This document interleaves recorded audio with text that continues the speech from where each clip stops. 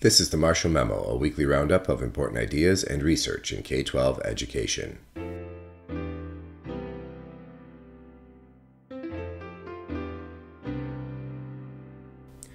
I'm Mike Dowdy with the audio version of Marshall Memo number 690 for June 12, 2017. First, the quotes of the week. Quote, "Educators cannot control the structure of the families into which our current students are born, but we can influence how our students think about the family structures they form and the series of life choices that will likely lead to their life success and that of their children. Perhaps then we can achieve the intergenerational transmission of advantage. To make human beings human, we must accept the responsibility to empower our young scholars with this information." That's from Ian Rowe in If Not Us, Who Will Make Humans Human? If Not Now, A New Generation of Fragile Families Looms, in the Education Gadfly, June 7, 2017. Quote, "Most students are remarkably poor at judging whether or not they have studied a piece of material well enough to have mastered it." That's from Olusa Adescope, Narakripa Sundarian, and Dominic Trevisan in item number 2. Quote, "We bring knowledge to the comprehension process, and that knowledge shapes our comprehension. When we comprehend, we gain new information that changes our knowledge, which is then available for later comprehension. So, in that positive, virtuous cycle, knowledge begets comprehension, which begets knowledge, and so on. In a very real sense, we literally read and learn our way to greater knowledge about the world and greater comprehension capacity." That's from Nell Duke et al., quoted in item number 4. And finally, quote, "Likability reflects kindness, benevolent leadership, and selfless pro-social behavior. Research suggests that this form of popularity offers lifelong advantages and leads to relationships that confer the greatest health benefits. Likability is markedly different from status, an ultimately less satisfying form of popularity that reflects visibility, influence, power, and prestige. Status can be quantified by social media followers. Likability cannot." That's from Mitch Prinstein in Popular People Live Longer in the New York Times, June 4, 2017. Item number 1, 5 Dimensions of Powerful Classrooms. In this article in Achieve the Core, Alan Schoenfeld of the University of California, Berkeley suggests that highly effective teachers orchestrate the following elements. Rigorous, appropriate content. Classroom activities provide opportunities for students to become knowledgeable, flexible, and resourceful disciplinary thinkers. Discussions are focused and coherent, providing opportunities to learn ideas, techniques, and perspectives, make connections, and develop productive habits of mind. Cognitive demand. Students have opportunities to grapple with and make sense of important concepts and their use. Students learn best when they are challenged in ways that provide room and support for growth, with task difficulty ranging from moderate to demanding. The level of challenge should be conducive to what has been called productive struggle. Equitable access to content. Classroom structures invite and support the active, equitable engagement of all students with core content. If a small number of students gets most of the airtime, things aren't equitable, no matter how rich the content. Agency, ownership, and identity. Students have the opportunity to, quote, "walk the walk and talk the talk," to contribute to conversations about ideas, to build on others' ideas and have others build on theirs in ways that contribute to their development of agency, that is, the willingness to engage, their ownership of the content, and the development of positive identities as thinkers and learners. Formative assessment. Classroom activities elicit student thinking, and subsequent interactions respond to those ideas, building on productive beginnings and addressing emerging misunderstandings. Powerful instruction meets students where they are and gives them opportunities to deepen their understandings. This is from What Really Counts When We Teach by Alan Schoenfeld in Achieve the Core, April 18, 2017. Item number 2, the testing effect. How practice quizzes improve learning. Quote, "Most students are remarkably poor at judging whether or not they have studied a piece of material well enough to have mastered it," say Olusa Adescope, Narakripa Sundarian of Washington University, and Dominic Trevisan of Simon Fraser University in this Review of Educational Research article. The researchers' meta-analysis found that taking practice tests is the best way to reveal gaps in knowledge and improve learning and retention. Alas, most students don't do this. They study for tests by rereading and highlighting their textbooks and notes, which increases their familiarity with the material but produces a false sense of mastery. Quote, despite confidence in their understanding of study material when rereading it, say Adascope, Sundarian, and Trevisan, quote, students actually may not be able to answer exam questions related to the material. The authors analyzed 272 studies of practice testing and pinpointed the specific conditions that produce the biggest gains in student mastery, not only for an upcoming test, but also for long-term retention and the ability to transfer knowledge to unfamiliar situations. The format of the practice tests. Multiple choice practice tests are most effective for memorization, like for state capitals, world language vocabulary, while short answer questions are best for higher level conceptual material. It's also helpful for practice tests to interleave multiple choice and open response questions. The type of questions. Do practice test questions need to be identical or very similar to those on the final test? The authors explored the principle of transfer-appropriate processing, which says that, quote, performance on any given task will be highest if the characteristics of the learning procedure are similar to the characteristics of the assessment procedure. Although retention was strongest with identical question formats, Adascope, Sundarian, and Trevisan cautioned that this doesn't necessarily mean the learning was deeper and more lasting. The key variable is retrieving information from memory, which strengthens the memory of the material. Number and timing of practice tests.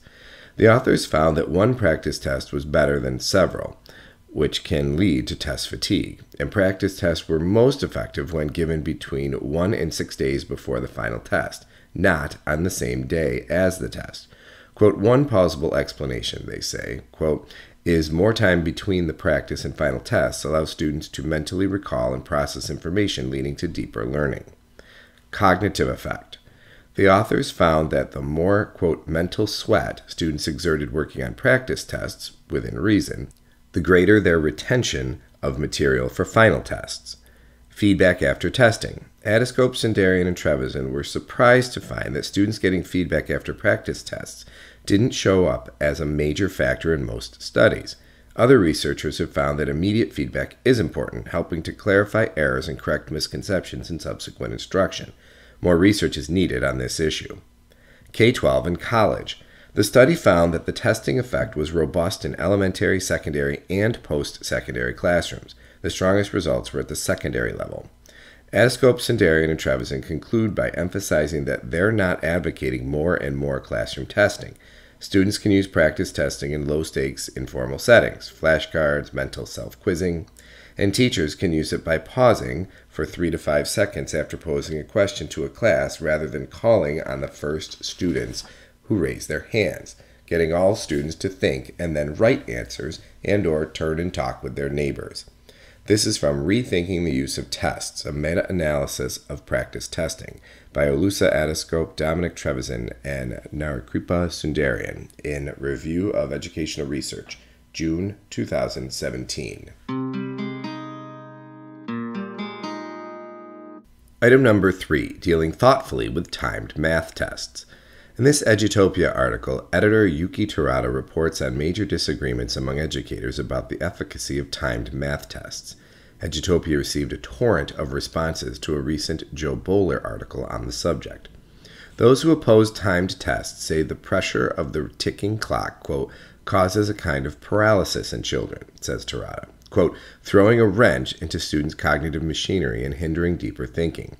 Rowini Nagamo recalls, quote, all I learned from them is that I was stupid and slow. I still hate math, even now, because of the way it was taught. Timed test advocates argue that they prepare students for the realities of upcoming standardized tests. Children take as many as 20 a year, and after graduation, life's many deadlines.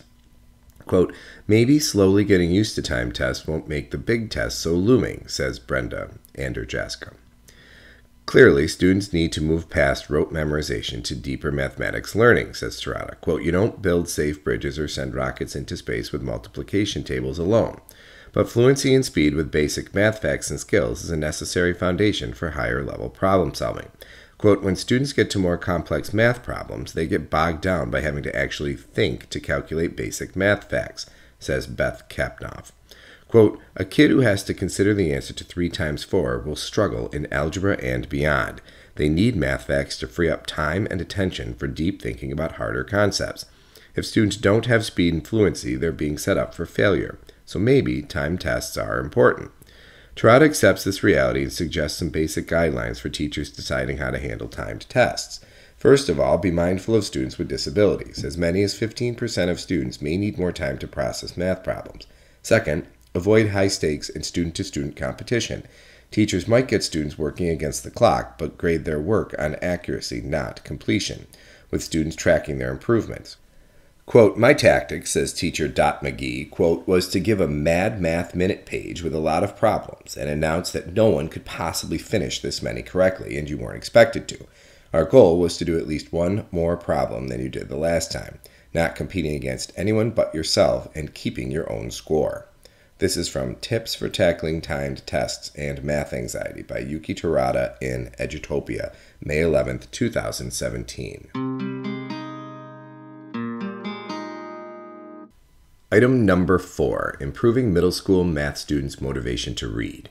In this Teachers College Record article, Margaret Troyer of Harvard University reports on her study of inner-city 7th graders' reading motivation, a key factor in comprehension and achievement.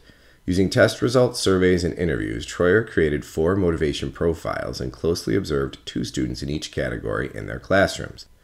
Average achievement, high motivation. These students did fairly well on tests and were strong on self-efficacy, intrinsic and extrinsic motivation, belief in the importance of reading, and independent reading, and were in the average range on classroom compliance.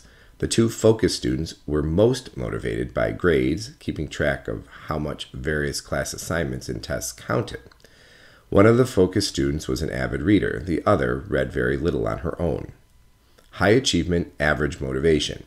These students scored well on tests but were much lower than the first group on intrinsic and extrinsic motivation, belief in the importance of reading, compliance, and the amount they read on their own, and they were more apt to avoid reading. One of the focus students said he always listened to the teacher and followed along, but Troyer observed him walking around the classroom, socializing, and teasing classmates. The other focus student read ahead of the class and made her own notations in text, but almost never engaged in recreational reading after school hours. Both were very motivated by grades. Low achievement, low motivation.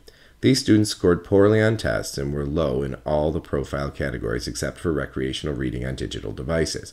Teachers said the 2 profile students lacked skills and motivation and sometimes caused discipline problems, for example, throwing a pencil at another student. Both students blamed the difficulty of classroom text or confusing questions for their lack of success as readers, and neither did much reading outside of class. Average achievement, low motivation. These students were low in self-efficacy, intrinsic and extrinsic motivation, belief in the importance of reading, were average on compliance and recreational reading, and scored well above average on avoidance. The 2 focus students were the only ones in the study who said they weren't that concerned with grades. They showed some impatience with test prep activities and the tests themselves. Both reported enjoying reading specific books. One found A Long Way Gone, quote, dramatic and crazy, while the other read Of Mice and Men and said the treatment of Lenny, quote, makes me sick inside. One of the students said she had read a lot when she went to school in Jamaica, but was now intensely self-conscious about her accent when asked to read aloud in class. Analyzing these 4 profiles, Troyer was struck by the fact that low motivation didn't necessarily translate to low test scores, and also by variation within the categories as revealed by watching and interviewing the profile students. She had several other observations on these classrooms and how teachers did and didn't motivate students to read. The perverse impact of the IRE dynamic. In classroom discussions, teachers almost always followed the initiate, respond, evaluate pattern, posing questions that had a single correct answer and quickly affirming or correcting students' responses. Although 2 of the teachers in the study said they were philosophically committed to encouraging students to take risks, says Troyer, quote, in my observations, both were brusque in acknowledging correct or incorrect answers, and more importantly, they did not acknowledge that some questions, particularly in literary analysis, have more than one possible right answer. This instructional practice seemed to be reflected in students' statements about the importance of getting the right answer, and their apparent belief in their ability to get this answer as a sign of their cognitive ability. The effect of round-robin reading. Many teachers' use of turn-taking oral reading in class inadvertently convey the idea that good readers are those who can read aloud. Quote, without, stopping all the time, said one student. Quote, like not too slow and not too fast, said another. Quote, I try not to mess up on words too much, said a third. For the girl from Jamaica who worried about her accent, oral reading seemed to have totally turned her off reading. Tracking out-of-class reading. The teachers in the study knew how important it was for their students to read a lot, but they didn't systematically gather data on how much kids were reading on their own. Some of the focused students were, in fact, reading a lot, but their teachers weren't the key factor. What all the students needed was A. Class time for independent reading, B. Access to high-interest books, and C. Adult support in text selection. Compliant pretenders. Teachers mostly believed students were motivated and successful if they were well-behaved and followed directions. As one teacher put it, quote, she just does what you ask her to do and there's never any pushback. Troyer found that teachers often didn't recognize high levels of interest and motivation because the students were less manageable behaviorally. Text selection. Students were assigned quite different texts by different teachers. Some read classics like Of Mice and Men and Lord of the Flies, while others read high-interest young adult novels like Make Lemonade and Absolutely True Diary of a Part-Time Indian. Interestingly, Troyer's surveys and interviews didn't find a big difference in students' perceptions of the two types of texts. Troyer says teachers, quote, could benefit from gathering more information about students' reading motivation beyond observations of work completion and class participation, and that teachers should continue to gather such information over the course of days and weeks, paying close attention to the context within which students are motivated to read, rather than relying on a single static measure. The best way to get such information, she says, acknowledging how busy middle school teachers are, is through brief informal conversations. She also believes teachers need to tune in to the context and text that motivate individual students, working to build intrinsic motivation as opposed to focusing on grades, by nurturing students' autonomy through choice of text, competence through in-class success, and relatedness through a wide selection of relevant texts. Quote, ideally, says Troyer, quote, teachers might expand students' ability to self-select text by providing them with support in choosing texts which are relevant and in using talk about those texts to engage with peers and adults. In addition, she has the following suggestions. De-emphasize oral reading in front of the whole class.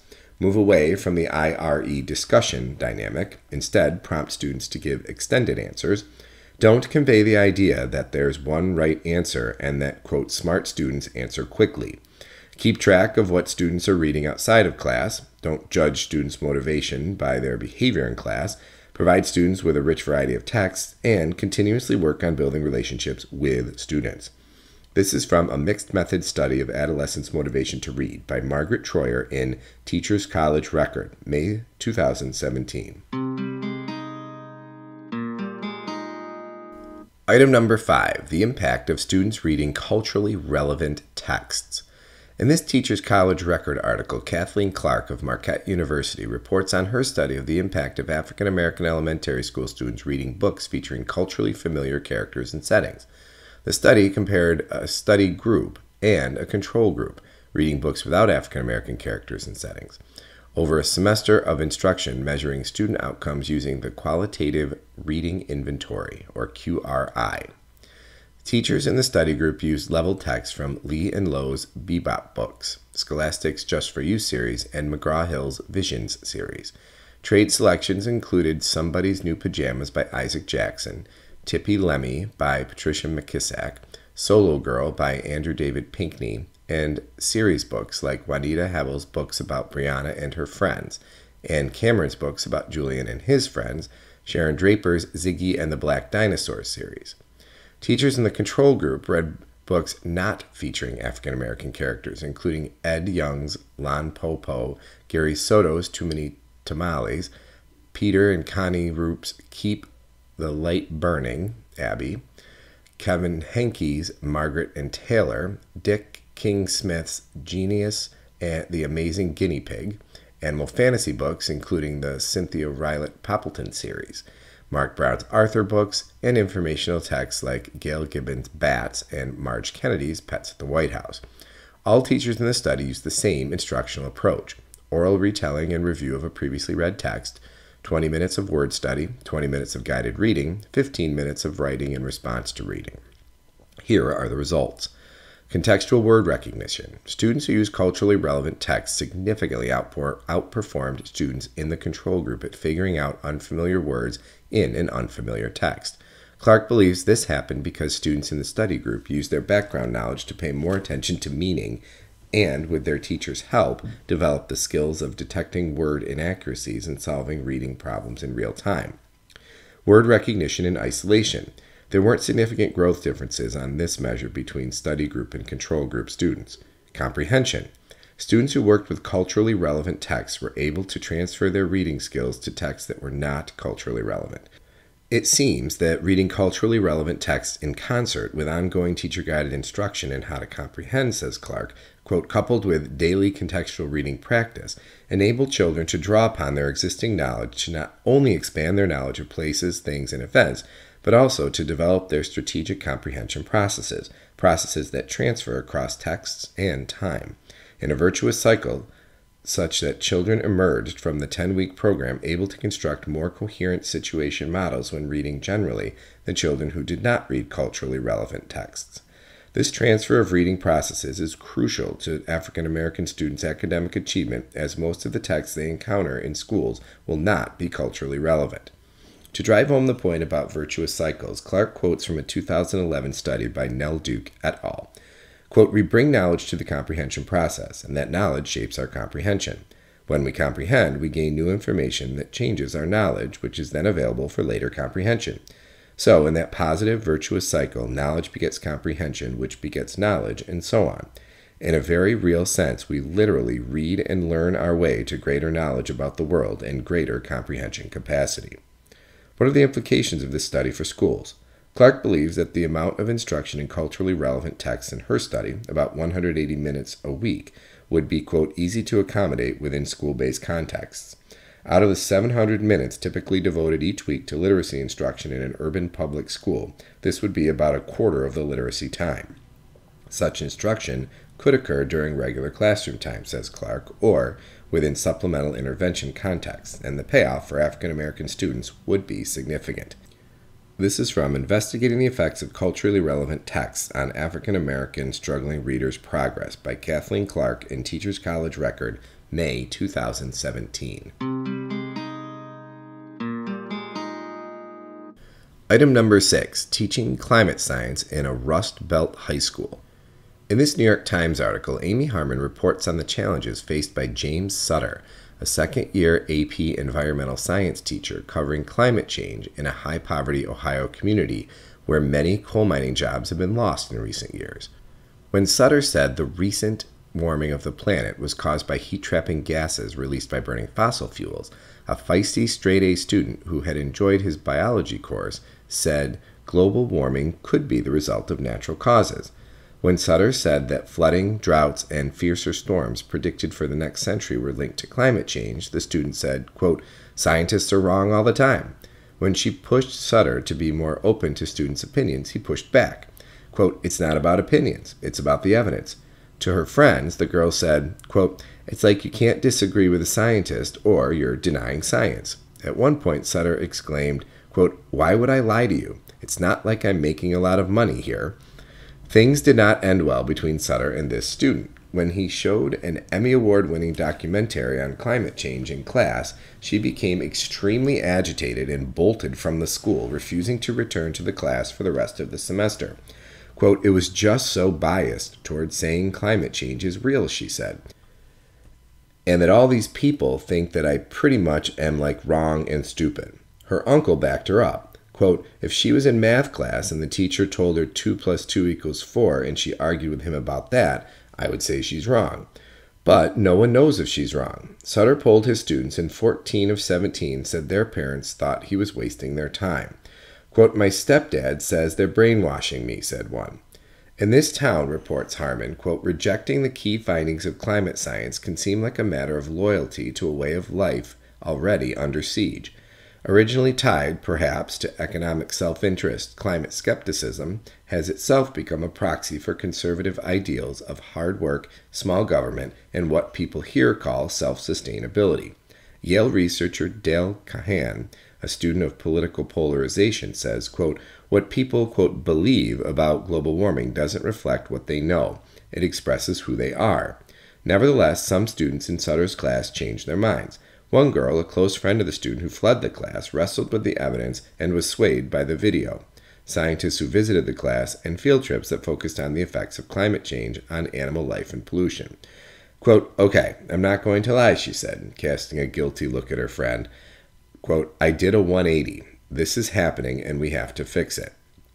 This is from Obstacle for Climate Science, Skeptical Stubborn Students by Amy Harmon in the New York Times, June 5, 2017.